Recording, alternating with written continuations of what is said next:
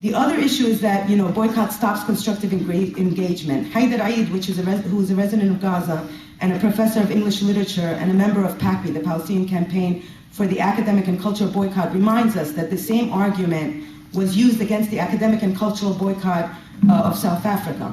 In the 1970s and 80s, Margaret Thatcher and Ronald Reagan talked about constructive engagement as a way to defend their diplomatic ties with South Africa.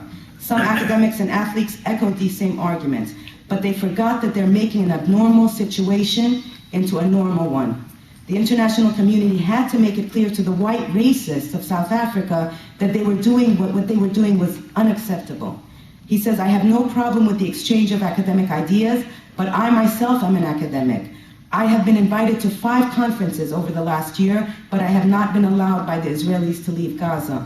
Why should there be so much preoccupation about the freedom of exchange of ideas with Israeli institutions when Israel itself denies such an exchange to Palestinians in all spheres of life? And I think that this is really an important point to be making.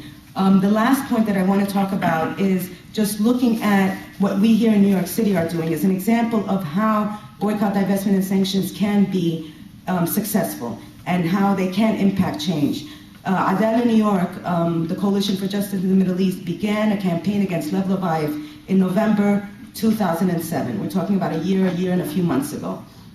Since then, we have been able to get Oxfam, Lev Leviv, an Israeli diamond magnate. He mines diamonds in Angola and Namibia. He violates human rights there. He's a perfect target. He builds settlements in Palestine on occupied territories, a really gem of a target, no pun intended. But since our campaign in November 2007, Oxfam and UNICEF have disavowed their association with him. They've disassociated with him. They want to have nothing to do with him.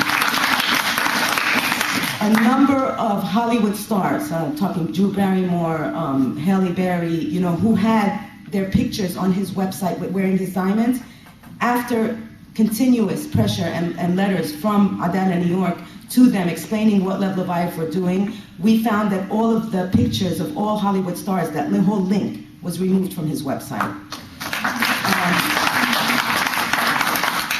Most recently and most significantly, I think, or maybe not most significantly, but most recently at least, the UK has taken a decision not to rent. They were planning to rent properties from Lev Leviv in Tel Aviv. They've taken a decision because of his settlement policy, because of the fact that he's supporting settlements, to not rent property from Lev Leviv.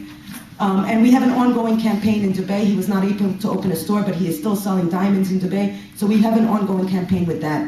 I'm talking about a handful of people who did the research, worked hard in terms of finding the proper information, worked tirelessly in terms of carrying out, interesting actions, creative actions, media, targeting ongoing, finding different links to make those connections, and in the end, really being able to succeed in an ongoing boycott, divestment, sanctions.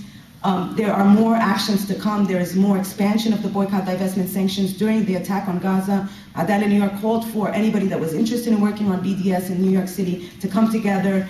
That has created a whole new dynamic in terms of boycott, divestment, and sanctions, and I'm expecting that there will be more actions like we're seeing around the world, even in New York, even in the belly of the beast, more of these actions that are not only criticizing Israel, but really finally holding Israel to account. Thank you.